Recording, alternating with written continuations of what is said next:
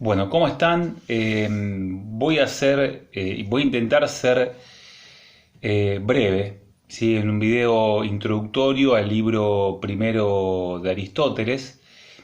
La idea es hacer como un breve raconto de la vida de Aristóteles y después meterme rápidamente en algunos puntos centrales que queremos que ustedes revisen del texto. Ustedes saben que Aristóteles nace en el 384 a.C.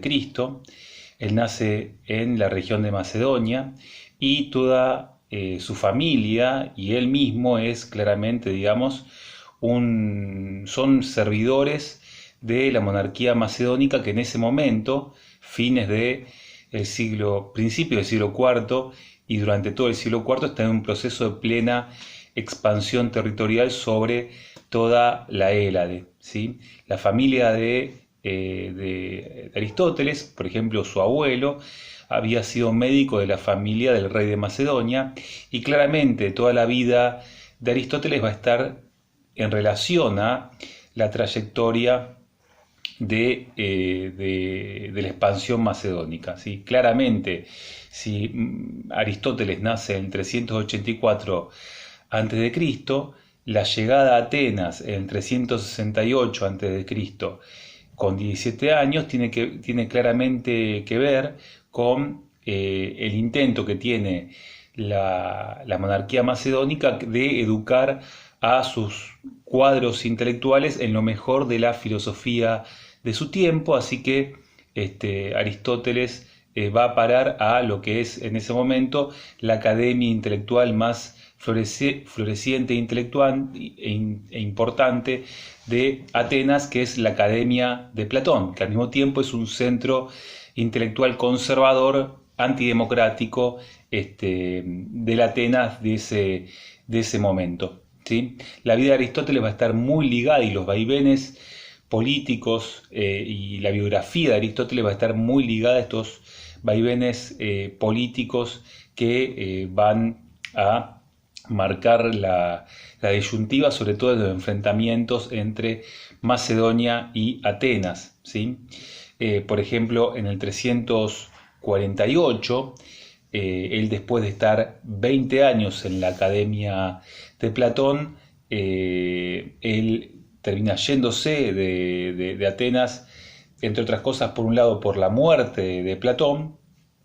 Dicen algunas biografías de la antigüedad que él no podía soportar el dolor por la muerte de su maestro y por eso termina yéndose de Atenas, pero lo cierto es que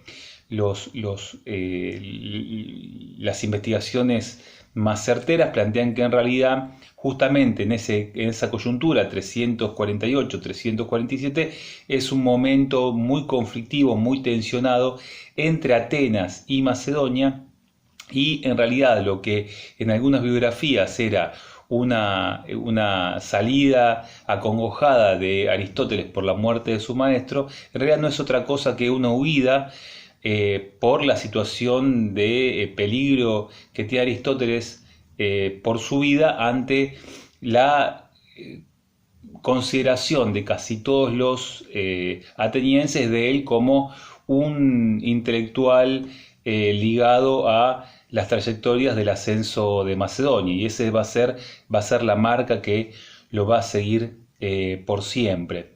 Lo cierto es que él entre el 347 a.C. y el 336 a.C. termina, en los primeros años termina bajo la protección de Hermias, que es un tirano de la Hélade, ¿sí? Digamos, de la zona norte, cercana a Tracia, que es un aliado a Macedonia. ¿Sí? Hermias es un tirano de Asos y de Atarneo, que le da cobijo a Aristóteles y a Teofrasto, su condiscípulo, porque él, este tal Hermias, había sido también miembro de la Academia platónica. Lo cierto es que Hermias es un tirano pro-macedónico, entonces es lógico, digamos, que además de la relación, digamos, de cercanía por ser discípulos de Platón al mismo tiempo digamos, circulaban bajo la protección política y militar de Macedonia. ¿Sí? Esta marca, digamos, de filiación política siempre estuvo ligada a la trayectoria política e intelectual de Aristóteles. Este va a ser el momento entre el 347 y el 336 en el cual Aristóteles y Teofrasto estén trabajando sobre todo en la recopilación de los saberes de su época, fundamentalmente del lado de la política.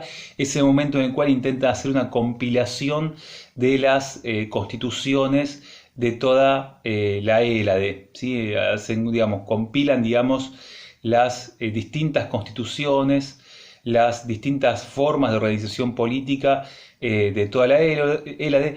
La única que a nosotros nos queda es la Constitución de los atenienses, ¿sí? Que es, digamos, es un escrito que nos ha quedado a nosotros, que sabía hasta a fines del siglo XIX, se sabía que existía, pero nunca se tuvo la certeza de tenerlo en la mano para los investigadores contemporáneos. El asunto es que más o menos a fines del siglo XIX se descubre de casualidad un papiro donde de un lado estaba anotado, un campesino había anotado algunas notas administrativas y del otro lado estaba entera la constitución de los atenienses, y para los investigadores se supone que digamos, formaba parte, digamos, el cuerpo de textos que en ese momento compilan Aristóteles y Teofrasto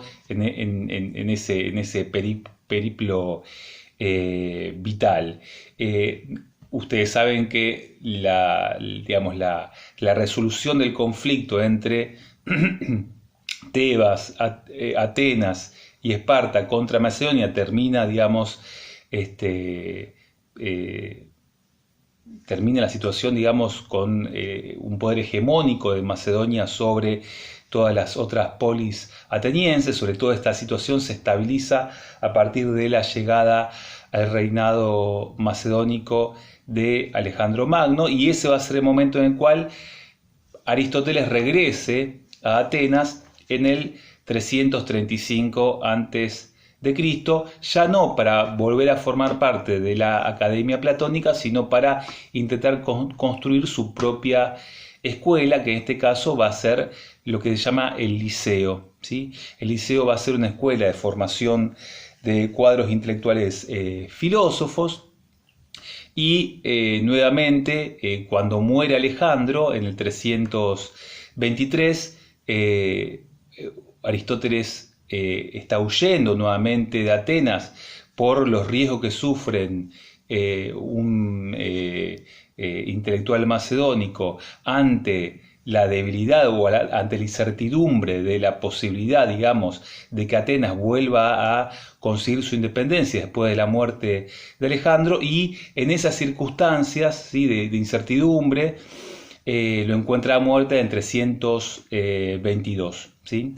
Entonces tenemos algo así como tres registros vitales. Un primer momento, que es el momento de la formación de él como discípulo de Platón en la Academia Platónica.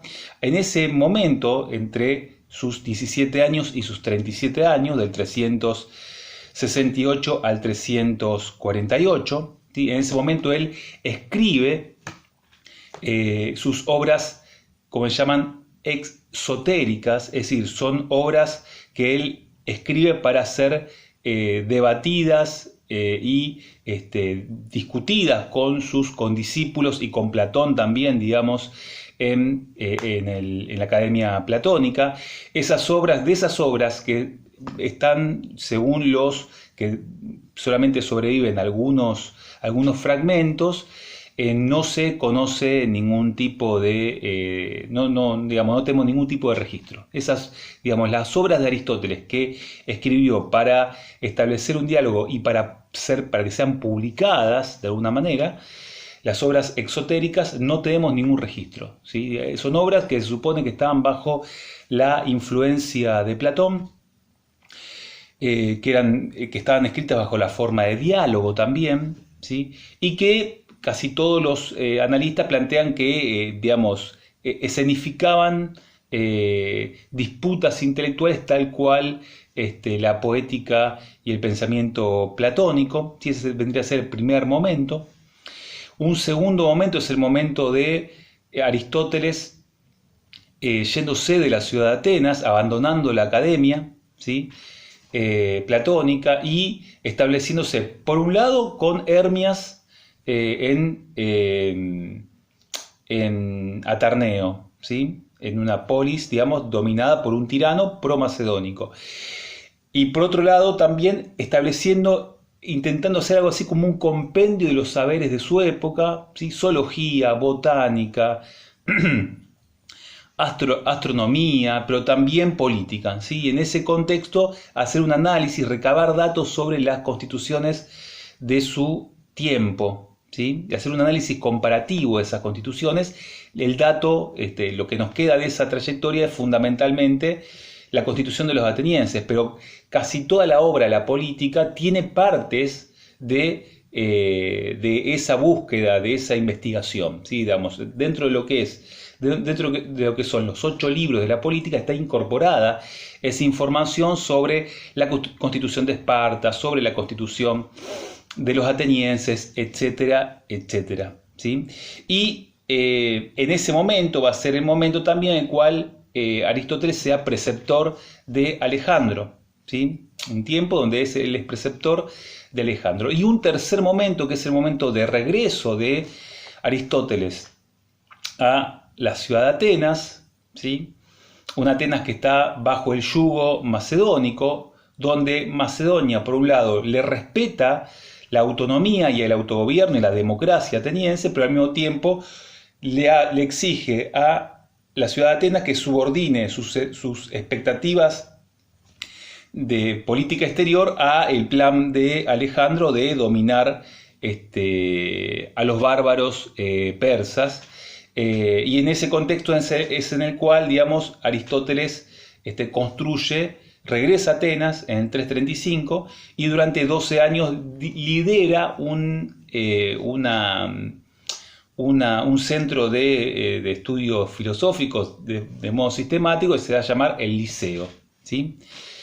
Bueno, eso, y ahí es precisamente en ese tercer momento va a ser donde él publique sus obras esotéricas, ¿sí? ¿Por qué obras esotéricas? Porque son obras que nos llegan de lo que es el cuerpo de obras aristotélicas que digamos, son algo así, podríamos decir, como las anotaciones que Aristóteles, los discípulos de Aristóteles, o quizás también los sucesores, ¿sí? Los herederos, los legatarios de los discípulos de Aristóteles van escribiendo sobre los anotaciones y los informes para dar clase que Aristóteles va construyendo durante esa época en la cual funda el Liceo. Es decir, el grueso de la obra, toda la obra de Aristóteles que nos queda a nosotros, ¿sí? La metafísica,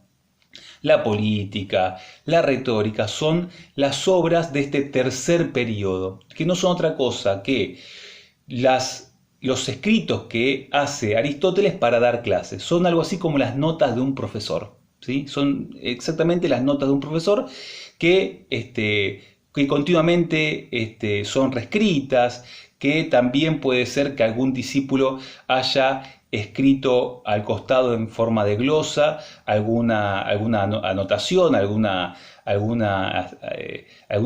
derivación, que puede ser también que hayan sido algunas ideas expandidas en la generación posterior de Aristóteles, etcétera, etcétera, ¿sí? Digamos, el cuerpo aristotélico que nos llega a nosotros son obras que Aristóteles no escribió para ser publicadas, ¿sí? Sino para servir de insumo para sus clases en el Liceo, ¿sí?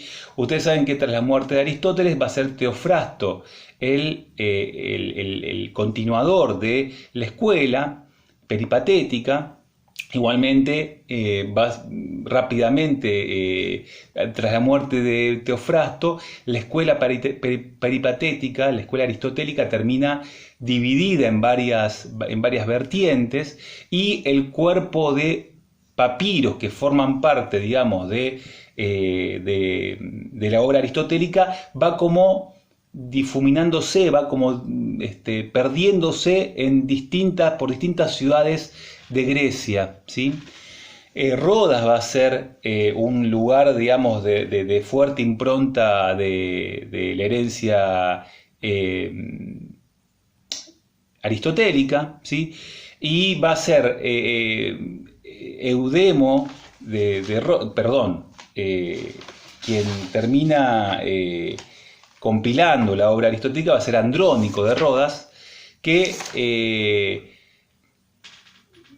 va a tener consigo el conjunto de obras de Aristóteles, no todas, ¿no? Porque la división de la escuela va a hacer que se pierdan partes importantísimas de esta obra, pero Andrónico va a ser uno de los investigadores y peripatéticos que conozcan la obra de primera mano y que sean los que tengan los papiros, ¿sí? Lo cierto es que en la época en la cual los romanos conquistan Grecia, toman también la ciudad de Roma, y con eso también se llevan a Andrónico de Rodas junto con el conjunto de papiros que forman parte del Corpus Aristotelicum, ¿sí? El asunto es que ya Andrónico, ya en Roma, ¿sí?, los romanos tienen una actitud voraz para aprender y para poder traducir las obras de Aristóteles al latín, y para poder sistematizar y para poder publicar esta obra. Le encomiendan, me parece que me parece que es entre el 40 y el 30, en el primer siglo antes de Cristo, así que estamos por, digamos, cerca de la constitución del paso de la República al Principado. Por esa época, pensemos más o menos, Andrónico publica, sistematiza, ordena y publica los papiros que forman parte del Corpus Aristotelicum. Lo que tiene Andrónico es que tiene 8 papiros, ¿sí?, que se llaman La Política, y él los organiza y los ordena, ¿sí?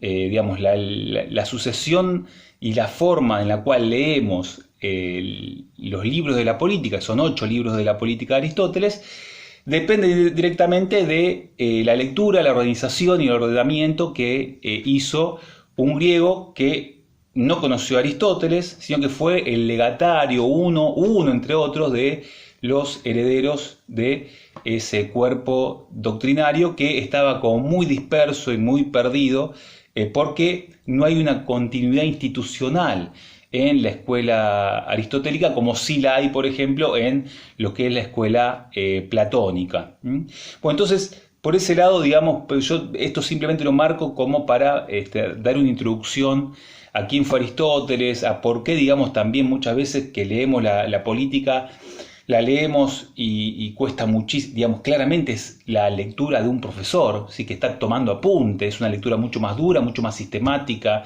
mucho más ríspida que la platónica, ¿sí?, porque digamos, también las formas en las cuales el texto, para lo cual el texto se produjo, son otras que para lo que se produjo el texto platónico, ¿sí? Simplemente esto para que ustedes tengan presente, digamos, como por momentos en el texto hay lagunas, hay puntos ciegos, pero sí hay un afán de sistematización, de formular conceptos, de pensar la política de su tiempo. Un tema interesantísimo para ver es que, por ejemplo, Aristóteles es contemporáneo del ascenso de Macedonia y de la expansión macedónica, primero por una política hegemónica de control de toda la Hélade, pero también de expansión hacia el más allá de la otredad bárbara de Macedonia. Y claramente Aristóteles también, junto con esta expansión, es militar y política, es también partícipe, es protagonista del fin de la polis, es contemporáneo de la crisis de la polis, ¿sí? Claramente él es un contemporáneo de la crisis de la polis, ¿sí? Ahora, y del ascenso de Macedonia. Ahora, fíjense cuando leamos la política, que en realidad esa crisis de la polis no está presente en sus textos, ¿sí? Él sistematiza y analiza cuál es qué es la polis, cómo se diferencia la polis de otras formas de gobierno, etcétera, etcétera. Pero sus textos son como completamente indiferentes a una crisis que a nosotros nos parece palpable, ¿sí? Para ese momento. Y dentro de sus textos tampoco aparece ni Alejandro ni el avance de Macedonia, que es precisamente un efecto directo de esa crisis de la polis también, ¿sí? Efecto y consecuencia también de la crisis de la polis clásica. Bueno, para ir adelantando y para no hacer algo muy largo, primero quiero que tengan en cuenta que en realidad, como yo les decía, ¿no? El libro 1 es un libro que se llama libro 1 porque Andrónico de Rodas fue el que lo ordenó y que lo catalogó de esa manera, ¿sí? Claramente es un texto, podríamos decir, de la época claramente del Liceo y que intenta hacer una introducción a el análisis sistemático de la política, ¿sí? Uno puede decir, bueno, que en realidad este libro no habla tanto de la política, sino de las condiciones económicas y sociales que permiten la vida en la polis, ¿sí? Es decir, es un libro claramente introductorio que seguramente debe ser de las últimas épocas del Liceo, 326, 325, seguramente por esa época. Van a ver que, la política viva de la polis no está. Lo que hay son las condiciones que permiten esa vida política, ¿sí? Y lo primero que intenta plantear Aristóteles es precisamente de qué hablamos cuando hablamos de la polis, ¿sí? Es decir, qué diferencia hay entre la polis y otras comunidades. ¿Sí? Ustedes saben que cuando hablamos de polis, hablamos de un universo de referencia que nosotros no podemos tomar. ¿Sí? Digamos, ¿qué es la polis? Y la polis la traducimos como ciudad-estado, pero también dentro de la idea de la polis entra un entramado identitario, una configuración, digamos, imaginaria, que va mucho más allá de un ámbito de sociabilidad, mucho más allá también de un ámbito de intercambios, más allá de un intercambio meramente ligado a la ciudad, ¿sí? Es un universo espiritual, es al mismo tiempo, la polis también comprende tanto la Kiora como el Asti, ¿sí? Tanto el campo como la ciudad.